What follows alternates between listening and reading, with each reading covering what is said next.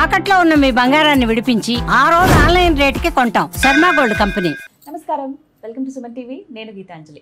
శ్రావణ మాసం వచ్చేస్తుంది. 24వ తారీఖున ఆషాఢ అమావాస్య. ఇక తర్వాత నుంచి శ్రావణ మాసం 25. అయితే ఈసారి చాలా విశేషాలు ఉన్నాయి. 5 శుక్రవారాలు అని చెప్తున్నారు.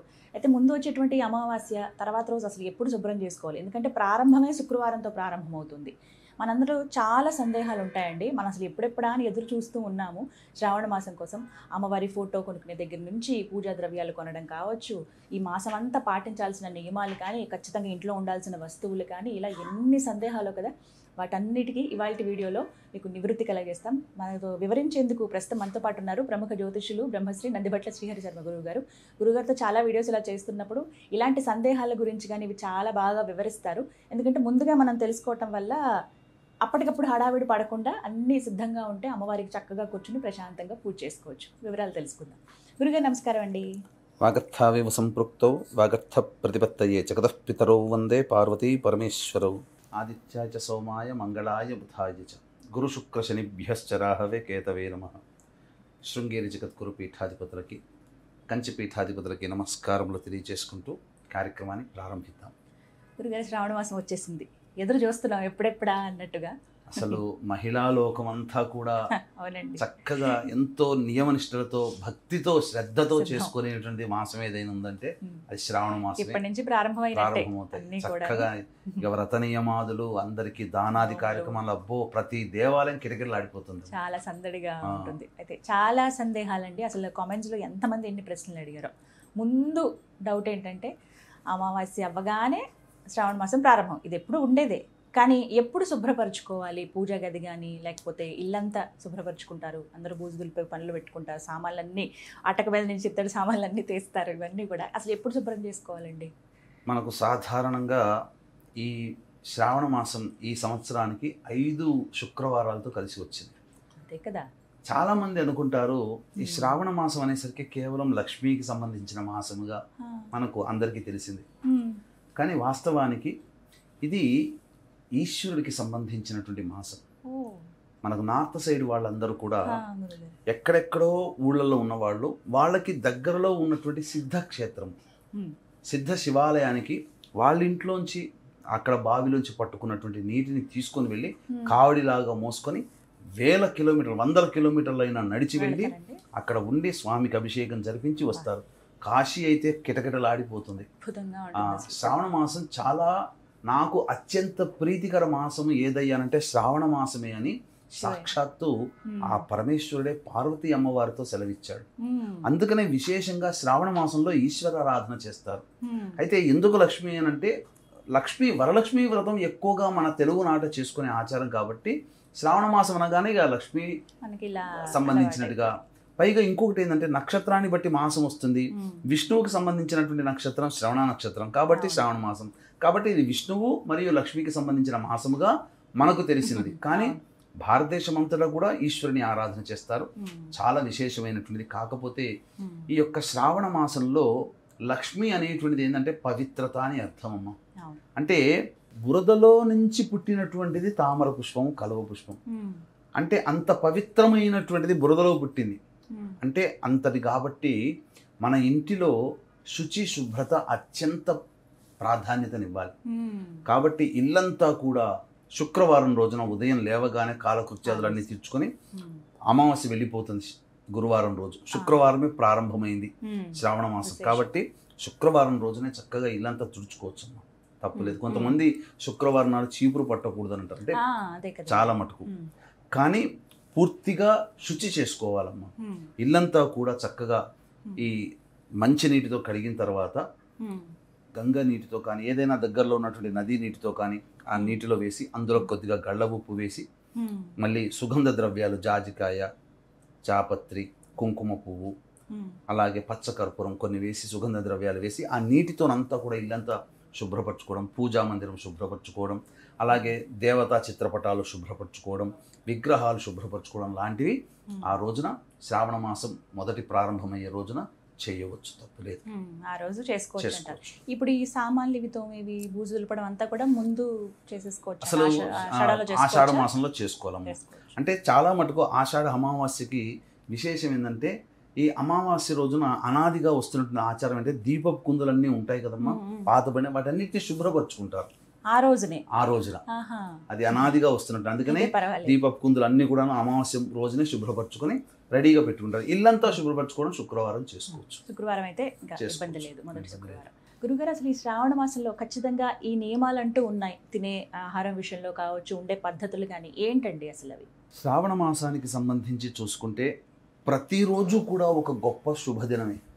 అవకాశం ఉంటే శాస్త్రంలో చెప్పబడినటువంటి శ్రావణ మాస మహత్యానికి సంబంధించింది చెప్పబడినటువంటిది, ప్రతిరోజు కూడా నక్తము ఉండి అంటే ఉపవాసం ఉండి రాత్రిపూట భోజనం చేసుకునే అలవాటు కనుక ఉన్న వ్యక్తికి సకల దరిద్రాలు తొలగిపోతాయి, సకల పాపాలు తొలగిపోతాయి. భూషయనం చేస్తే ఇంకా విశేషము, బ్రహ్మచర్య వ్రతాన్ని ఆచరిస్తే ఇంకా చాలా పరమ పవిత్రం. ఇది చెప్పబడింది శాస్త్రంలో. ఇంకా శ్రావణ మాసంలో చెప్పబడినటువంటిది ఏంటంటే, ఈ కాయగూరల్లో వంకాయ తినకూడదు. అసలు వంకాయని ఏకాదశి చతుర్దశి తిథులలో అస్సలు భుజించకూడదు. ప్రత్యేకించి శ్రావణ మాసం మొత్తం తీసుకోకూడదు, అది వంకాయకి తీసుకోకూడదు. శాస్త్రం చెప్పబడినటువంటిది, ఇది మనం చెప్పినటువంటిది కాదు, శాస్త్రంలోనే ఉన్నది. అలాగే ఇక ప్రతిరోజు ఒక విశేషమే. సోమవారం నాడు ఈశ్వరుడికి, మంగళవారం నాడు గౌరీదేవికి, అలాగే బుధవారం నాడు విఠలుడికి, గురువారం నాడు దత్తాత్రేయుడికి. చాలామంది ఈ బాబాల ఆశ్రమాల చుట్టూ తిరుగుతుంటారు, బాబాల పాద పూజలు చేసుకుంటారు, బాబాలే దేవం అనుకుంటారు. నాయన దత్తాత్రేయుడు, ఈశ్వరుడు, అమ్మవారు, విష్ణువు వీళ్ళందరూ ఉండగా మనకు బాబాలతో పని అండి. ఇక శుక్రవారం నాడు ఎలాగో వైభవలక్ష్మి వరలక్ష్మి వ్రతం, శనివారం నాడు శనివారాలు చాలా విశేషం వెంకటేశ్వర స్వామికి, కాబట్టి అఖండ దీపారాధన చేయవచ్చు. ఆదివారం నాడు ఎలాగో మన ప్రపంచానికి అందరికీ కూడాను దైవము సాక్షాత్తు ప్రత్యక్ష నారాయణుడు సూర్య భగవాన్, సూర్యారాధన చేయడం ప్రతిరోజు విశేషం. ఇంకా విశేషం కానంటూ రోజంటూ లేదు. కాబట్టి నన్ను అడిగితే ఈ నెల రోజుల పాటు బ్రహ్మచర్య వ్రతాన్ని ఆచరిస్తూ నిత్యము దేవతానామస్మరణ చేసుకుంటూ ఉండి, అలాగే ఏ చిన్న పని చేస్తున్నా మనసులో శివాయ నమః అనుకుంటూ చేయడం.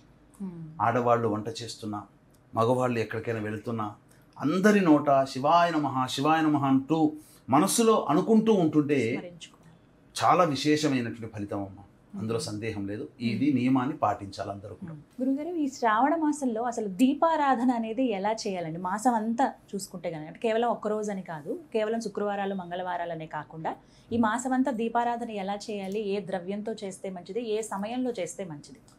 దీపారాధన విషయానికి వచ్చేసేసరికి ముఖ్యంగా పవిత్రతను సూచించేది తులసి వృక్షం. కాబట్టి ఖచ్చితంగా తులసి ఆరాధన మన ఇంట్లో చేసుకోవాలి. ఈశాన్య ప్రదేశంలో తులసి వృక్షాన్ని పెట్టి అక్కడ చక్కగా ప్రతిరోజు స్నానం చేయగానే ఫస్ట్ చేయవలసిందల్లా ప్రతిరోజు అక్కడ అష్టదళ పద్మము వేసి, పసుపు కుంకుమ అక్షతలు వేసి అక్కడ దీపారాధన చేసి, ఆవు నేతితో దీపారాధన చాలా శ్రేష్టం. ఉదయం స్వచ్ఛమైన నువ్వుల నూనె కూడా వాడచ్చు. పొద్దున్నే స్నానం ఆచరించగానే స్త్రీ చేయవలసినటువంటిది ఇది. పురుషుడైనా చేయవచ్చు. తర్వాత ఇంట్లోకి వచ్చి ఇంట్లో దీపారాధన చేయాలి. నిండుగా ఇంట్లో దీపారాధన, అష్టతైలములతో దీపారాధన ఉంటే ఇంకా విశేషం. ఏంటి అష్టతైలములు అని అంటే, ఆవు నెయ్యి, నువ్వుల నూనె, వేప నూనె, విప్ప నూనె, అలాగే ఆముదం, ఇవన్నీ కూడా సంబంధించి కలిపినవన్నీ కూడా విశేషం. పంచమూలిక తైలము అని అంటారు. ఇది చాలా విశేషం అన్నమాట. ఈ ద్రవ్యాలతో గనక దీపారాధన చేస్తే ఇల్లంతా కూడా చాలా ఒక దైవత్వంతో, అంటే మన పురాతన దేవాలయాల్లో గనక వెళితే ఎలాంటి శోభ ఉంటుందో ఇంట్లో అలాంటి శోభ కలుగుతుంది. నువ్వుల నూనె వాడవచ్చు, తప్పులేదు, వాడచ్చండి. అదే సందేహం చాలా మందికి. ప్రధానంగా ఆవు నెయ్యి శ్రేష్టం అని అంటారు, కానీ కలిపి దొరుకుతుంది కదమ్మా ఈ మధ్యలో. అంత శక్తి లేని వాళ్ళు మిగతా 2 చోట్ల ప్రతిరోజు ఉదయం సాయంత్రం 2 చోట్ల ఖచ్చితంగా చేయవలసిందే.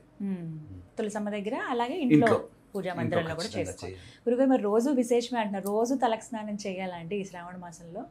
మనకు స్త్రీలకు చెప్పబడినటువంటిది విశేషమైనటువంటి రోజులు శుక్రవారం రోజున, సోమవారం రోజున తలంటు స్నానం చేస్తే మంచిది. అయితే ప్రతిరోజు స్నానం ఆచరించమని ఎక్కడ కూడా ధర్మశాస్త్రంలో స్త్రీలకు చెప్పబడలేదు. నిద్ర లేచిన వెంబడి, ఎందుకంటే పడక గదిలో ఆ యొక్క పాన్పుని స్పృశిస్తారు కాబట్టి అది ఆ పాన్పు మీద ఉన్నంత వరకు అపరిశుభ్రత. స్త్రీలకి బయటికి వచ్చిన తర్వాత తల మీద చల్లుకుంటే, నీరు చల్లుకుంటే పవిత్రత వస్తుంది, దేహం పవిత్రత చేకూరుతుంది స్త్రీలకి. కాబట్టి స్త్రీలు తల మీద చల్లుకోవచ్చు, ప్రతిరోజు తల మీద స్నానం చేయనవసరం లేదు. కానీ పురుషుడు మాత్రం ప్రతిరోజు కూడా తల స్నానము ఆచరించవలసిందే. ప్రతిరోజు పురుషుడు చేయాలి నియమంగా ఈ శ్రావణ మాసంలో. అంతేకాకుండా ఈ శ్రావణ మాసం అంతా కూడాను ఇల్లంతా సుగంధ భరిమలంగా ఉండాలి. అందుకని ఈ యొక్క ధూపము వేయాలమ్మా ఇంట్లో. ఉదయం కాలం, సాయంకాలం, ప్రత్యేకించి సాయంకాలంలో ధూపం వేస్తే ఆ ధూపం వేసినందుకు కారణం చేత అంటే గుగ్గిలము కానీ, మైషాచి, అలాగే సాంబ్రాణి, వీటితో అసుగంధ భరితంగా ఉండాలి. అలా వేసిన తర్వాత ఆ ఇంట్లో ఉన్నటువంటి నకారాత్మక శక్తి వెళ్ళి సుగంధ పరిమళం ఉన్నప్పుడు దేవతాశక్తి, ఇప్పుడు దేవతాశక్తి వచ్చి వెళ్ళింది అని చెప్పడానికి కారణం ఒకటే సిగ్నేచర్ ఏంటంటే మంచి సువాసన వస్తుంది, సుగంధం. అలాగే దేవతలు రావడానికి మనం ఆ యొక్క స్థితిని మనం ఏర్పరిస్తే దేవతలు సంతోషంగా మన ఇంటికి వస్తారు. ఆ విధంగా సాయంకాలంలో ధూపం వేయాలి, చేసుకోవాలి. ఖచ్చితంగా మీరు అడిగారు కదా ఏ వస్తువు ఏర్పరచుకోవాలి అని చెప్పి, ఖచ్చితంగా సుగంధ భరితమైనటువంటి ద్రవ్యం ఇంట్లో ప్రతిరోజు ధూపం వేయడానికి కావాల్సినవన్నీ ముందే సిద్ధం చేసుకోవాలమ్మా. చాలా విశేషం. చాలా మంది అడుగుతుంటారు, మాంసాహారం పూర్తిగా నిషేధించాలా, కేవలం పూజలు చేసినప్పుడు, వ్రతాలు చేసినప్పుడు మాత్రమేనా ఈ మాసంలో అని? అసలు సృష్టిలో మానవుడికి మాంసాహార భోజనం పెట్టాల. మీరు అందుకనే చూడండి, జంతువుల యొక్క పళ్ళు కూరలుగా ఉంటాయి, మనుషుల పళ్ళు ఎప్పుడైనా కూరలుగా ఉన్నాయా? జంతువులు మాంసం తింటాయి కాబట్టి కూరలు వాటికి పీక్కుని తింటాయి, కానీ మనుషులకి పెట్టబడలేదు. మనుషులకి ఎప్పుడూ శాకాహారమే. అది సాటి జీవిని మనం చంపి తింటున్నాం అంటే మనము మామూలుగా మనం చంపట్లేదు కదా, మన చేతుల్లోంచి కానీ లాజికల్గా మాట్లాడవచ్చు. అది విక్రయించేవాడికి మనమే కారణం అవుతున్నాం కదా. అందుకని శాస్త్రంలో ఎక్కడా కూడా చెప్పబడలేదు. ఇది మాత్రం సుస్పష్టం, వేదాల్లో ఉన్న జ్ఞానమే. అలాగే వ్రతాలు, ఈ నోములు మేము చేయలేమండి, లేకపోతే మాకు ఈ ఆచారం లేదండి, ఆనవాయితీ కానీ మామూలుగా పూజ చేసుకుంటాం ఈ శ్రావణ మాసంలో అనేవాళ్ళు ఏ విధంగా చేసుకుంటే మంచిదంటారు? ఇప్పుడు చాలామంది బిజీ స్కెడ్యూల్లో ఉన్నవాళ్ళు వ్రతాన్ని ఆచరించలేని సందర్భాలు కొంతమందికి ఉంటాయి. ఎందుకనంటే బాధ్యతలు ఉన్నప్పుడు ప్రశాంతంగా మనసు పెట్టలేరు. కొంతమంది మనసు పెట్టిన దానికి స్ట్రిక్ట్గా రూల్స్ ఫాలో అయ్యేవాళ్ళు, మనసు నాకు లేదు కాబట్టి నేను చేయలేను అని చెప్పి ఉండేవాళ్ళు ఉంటారు. కొంతమందికి బిజీ స్కెడ్యూల్లో ఉండి చేయలేకపోతారు. అటువంటి వాళ్ళు ఏంటంటే నిత్యము లక్ష్మీనామ స్మరణము, నారాయణుడి యొక్క స్మరణము, లేకపోతే ఈ సంబంధించినటువంటి శివనామ స్మరణం విశేషంగా చెప్పబడింది. శివాయ నమః అంటూ ఉండండి. తర్వాత తరచూ అవకాశం ఉంటే తరచూ దగ్గరలోని దేవాలయంలోకి వెళ్ళి ప్రదోషకాల సమయంలో ఆ దేవతామూర్తిని దర్శించుకొని రావాలి. అలాగే అవకాశం ఉన్నప్పుడల్లా ఎవరైనా పూజ చేసుకుంటే వాళ్ళకి సహాయ సహకారాలు అందిస్తూ ఉన్నా ఆ పూజా ఫలితం ఉంటుంది, అందులో సందేహమే లేదమ్మా. ఈ ఒక్క పని చేసినా చాలు, వాళ్ళు చేయలేరు అని అనేటువంటి ఒక ఫీలింగ్, చేయలేకపోతున్నాం అనే బాధ వాళ్ళకు ఉండదు, ఆ ఫలితం వాళ్ళకు దక్కుతుంది అందులో. అలాగే మీరు ఇంతకు ముందు కూడా మాట్లాడుతూ పదే అన్నారు, చాలా విశేషం అసలు ఈసారి శ్రావణ మాసం అని. 5 వారాలు వచ్చాయండి. మరి ముఖ్యంగా 3వ వారం వరలక్ష్మి వ్రతం అని అంటున్నారు. ఇప్పుడు ఒకవేళ 3వ వారం కుదరదు అనుకోండి మహిళలకి, మరి ముఖ్యంగా వాళ్ళు మరి 1వ వారం, 2వ వారం లేదా 4, 5 వారాల్లో వ్రతం ఆచరించేసుకోవచ్చా? మనకు సాధారణంగా ఈ వరలక్ష్మి వ్రతాన్ని ఆచరించే విధానము మనకు అనాదిగా చారుమతి అనేటువంటి యొక్క వృత్తాంతం ద్వారా మనకు తెలుస్తుంది. ఆ చారుమతికి కలలో కనిపించి పౌర్ణమి ముందు వచ్చేటువంటి శుక్రవారం రోజున నన్ను ఆచరించు, నా విధానాన్ని ఆచరించు, నీకు అంతా కూడాను శుభం చేకూరుతుంది అని చెప్తున్నారు అమ్మవారి కలలో చెప్పినటువంటి కథ ప్రకారం. అయితే ఎప్పుడు కూడా మనం పౌర్ణమి ముందు వచ్చే శుక్రవారం లెక్క పెట్టుకుంటూ వస్తున్నాం అనాదిగా. ఇప్పుడు కూడా ఈ సంవత్సరం కూడా పౌర్ణమి ముందు వచ్చేటువంటి మాసము ఈ శ్రావణ మాసంలో కాబట్టి 9వ తారీఖు రోజున పౌర్ణమి అయింది. పౌర్ణమి ముందు వచ్చే వారం శుక్రవారమే అయింది, అంటే 8వ తారీఖు రోజున అయింది. కాబట్టి 8వ తారీఖు రోజున వ్రతాన్ని ఆచరించడం శ్రేయస్కరం, శాస్త్ర సమ్మతం.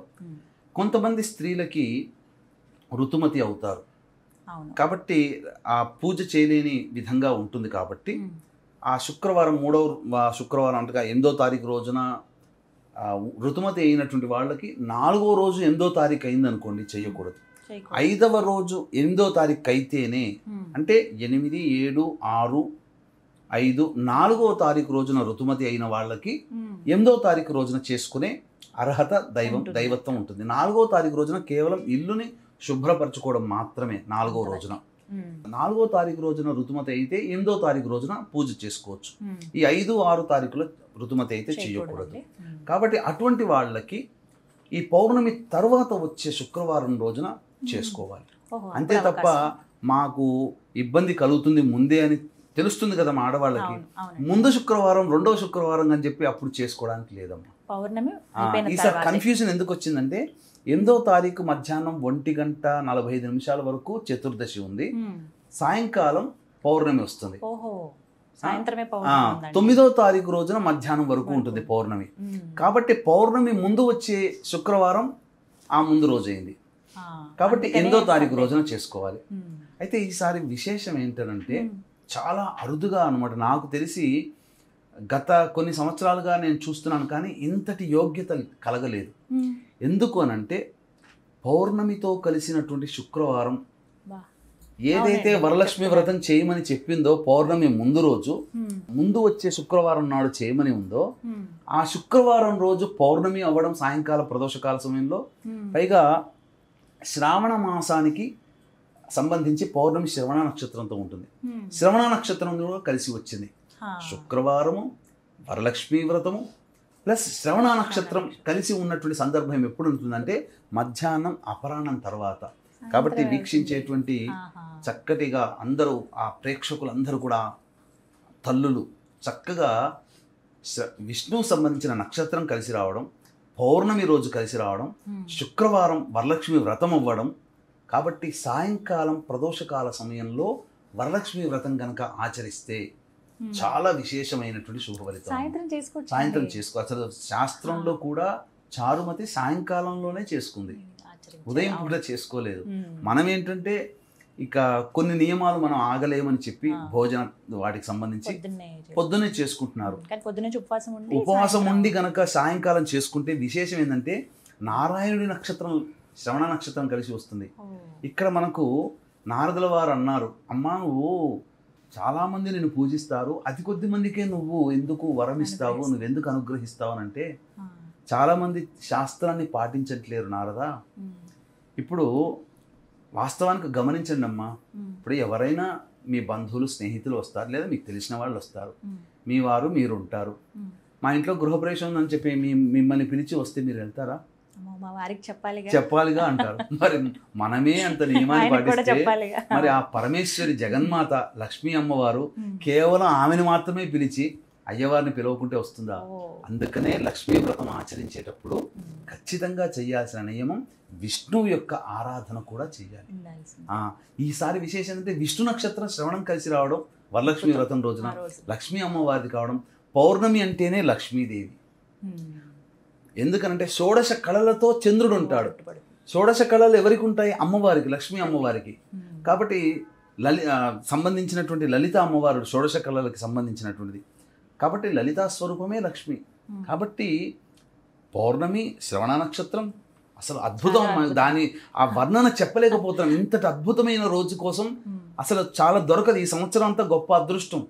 ఎందుకంటే ఎన్నో ప్రమాదాలు అనేటువంటివి, ప్రకృతి విపత్తులు జరిగినా దైవం మనల్ని కరుణిస్తుందని చెప్పడానికి ఇంతటి విశేషమైనటువంటి యోగాలు కలిసినటువంటి రోజు రావడం మళ్ళీ మళ్ళీ రాదు. కాబట్టి దయచేసి వీక్షించేటువంటి మహిళా ప్రేక్షకులు ఎవరైతే ఉంటారో ఆ రోజంతా ఉపవాసం ఉంటే సాయంకాలం శ్రవణ నక్షత్రం ఉంటుంది, పౌర్ణమి తిథి ఉంటుంది, శుక్రవారం అవుతుంది. లక్ష్మీ అమ్మవారిని దేదీప్యమానంగా కొలుచుకోండి. అంతేకాకుండా సుమన్ టీవీ యాజమాన్యం మరియు సగర్వంగా సమర్పించేటువంటి కార్యక్రమం లక్ష్మీ పూజా విధానము, వరలక్ష్మీ వ్రత పూజా విధానము అత్యంత రమణీయంగా ఉంటుంది, అత్యంత శాస్త్రోక్తంగా. ఇప్పటి వరకు కూడా మీరెవ్వరూ కూడా వీక్షించేటువంటి మహిళా ప్రేక్షకులు ఎవ్వరు కూడా కని ఉండరు, విని ఎరగరు. ఎందుకనంటే ఆ అమ్మవారిని పూజించే 16 లక్ష్ములని, షోడశ లక్ష్ములని ఆవాహన చేసే విధానం ఒకటి అనేటువంటిది ప్రత్యేకంగా ఎంతో రహస్యముగా ఉన్నటువంటి పురాతన గ్రంథం నుంచి చేసి మనం చేయబోతున్నాం. కాబట్టి ప్రేక్షకులందరూ కూడా ఎదురు చూడండి. 1వ తారీఖు తర్వాత వీడియో రిలీజ్ చేయడం జరుగుతుంది. ఆ వీడియో పట్టుకొని మీరు దాన్ని లైక్ చేసుకొని పెట్టుకోండి. మీరు చూడగానే అమ్మవారి పూజా విధానం అని మీకు వస్తుంది, దాన్ని లైక్ చేసుకొని పెట్టుకోండి. చక్కగా ఒక అమ్మవారి పౌర్ణమి ముందు 8వ తారీఖు ముందు 2-3 రోజులంతా దాన్ని చూడండి. అమ్మవారి పూజ చేసేటప్పుడు చెప్తాం, ఇలా మీరు అమ్మవారిని ధ్యానిస్తూ చేసుకుని అన్నప్పుడు అలా ఆ వీడియోని అలా ఆన్ చేసి పెట్టుకోండి. ఆ షోడశ లక్ష్మీదేవుల యొక్క అమ్మవారిని వర్ణిస్తూ ఆ ఆవాహన చేసి అమ్మవారి పూజ చేసే విధానం ఏదైతే ఉంటుందో మీరు ఎంత గొప్పగా చేసుకుంటారు. మీరు ఎంతగానో గొప్పగా భక్తిగా చేసుకుని ఉండవచ్చు. కానీ ఈ విధానం మాత్రం మీకు ఎక్కడా దొరకదు. అది మన సుమన్ టీవీ ద్వారానే మీకు అందివ్వబోతున్నాను. చక్కగా దాన్ని ఆచరించండి, చక్కగా మీరు తరించండి. అమ్మవారిని ఈసారి గొప్పగా చేసుకుందాం. అమ్మవారిని చాలా భక్తి ప్రపత్తులతో చాలా గొప్పగా ఉండేటువంటి రోజు కాబట్టి ఆ విధంగా చేసుకుందాం.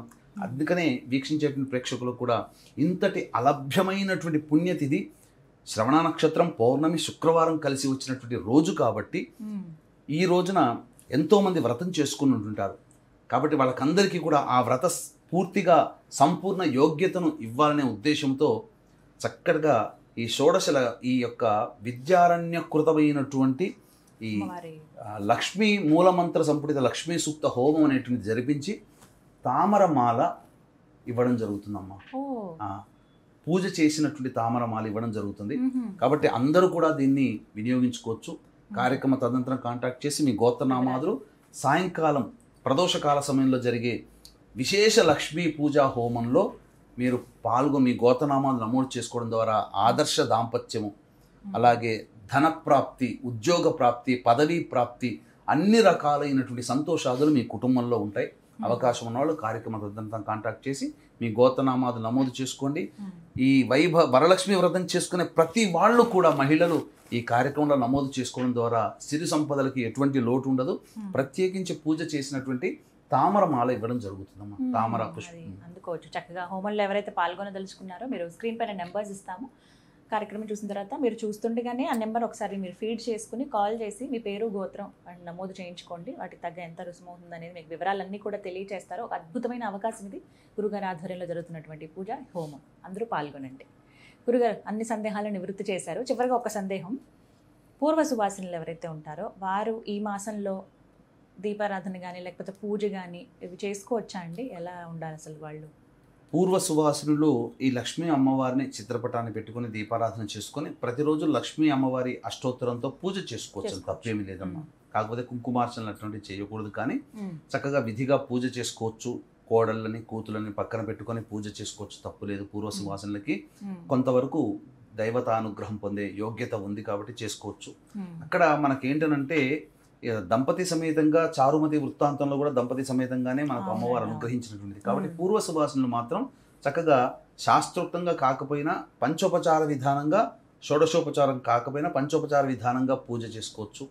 విశేషమైనటువంటి మాసము ఎందుకనంటే ఈ శ్రావణ మాసంలోనే కృష్ణ భగవానుల వారి జన్మతిథి, హయగ్రీవుని జన్మతిథి, జంధ్యాల పౌర్ణమి, రాఖీ పౌర్ణమి, విశేషంగా జంధ్యాల పౌర్ణమి, గురు రాఘవేంద్రుని యొక్క జయంతి, ఇలా చాలా గొప్పదైనటువంటి విశేషాలు ఉన్నాయమ్మా.